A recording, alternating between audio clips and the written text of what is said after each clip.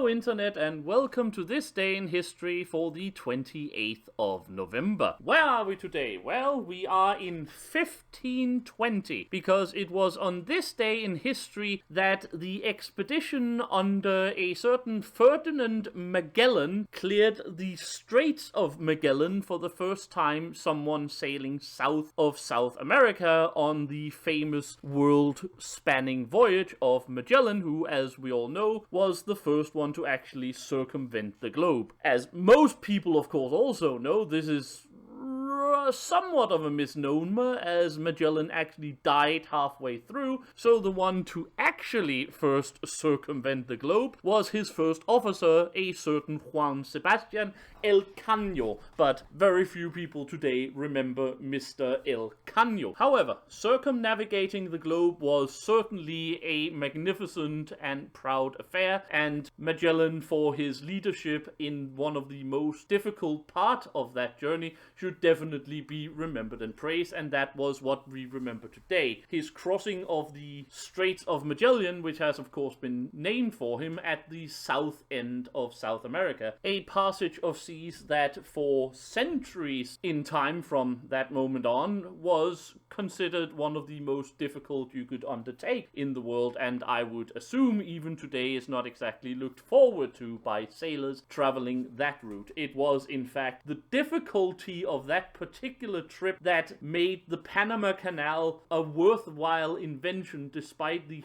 hundreds of deaths and unending toil and difficulty it took to build it in the latter part of the 19th century and beginning of the 20th. But Magellan circumnavigated the globe, ushering in the great ages of discovery. Of course, to a certain degree, the great ages of discovery can be said to have begun already with the discovery, or shall we say rediscovery, of the Americas under Columbus approximately 30 years prior to this. However, with the opening also of the Great Pacific Ocean and the western parts of the American continent, there was no part of the globe that was at this point out of reach of questing Europeans. This, of course, also then can be said to spark the beginning of the great age of colonization, and Magellan, who was a Portuguese, was in fact with Columbus, who, while being an Italian, however serving the crowns of Spain, was in fact to make sure that the ones who got first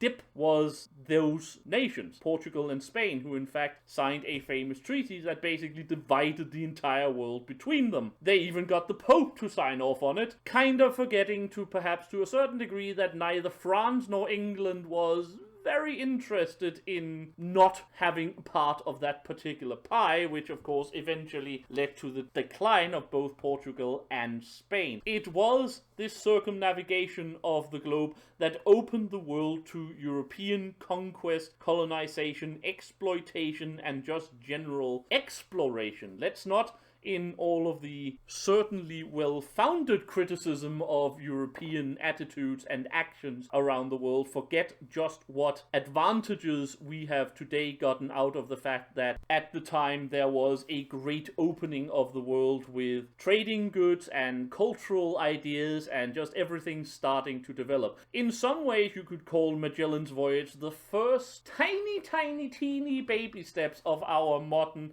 hyper-communication world, though of course if we had had hypersonic airplanes at the time, Magellan would probably not have had to sail around it in a miserable pile of rotting bark. However, this day in history, the opening of the world by Ferdinand Magellan, or Mr. Elcano's circumnavigation of the globe, and this particular day, the most difficult part of the entire trip, namely the crossing of the so-called Straits of Magellan at the south end of South America. I hope this has been of interest to you.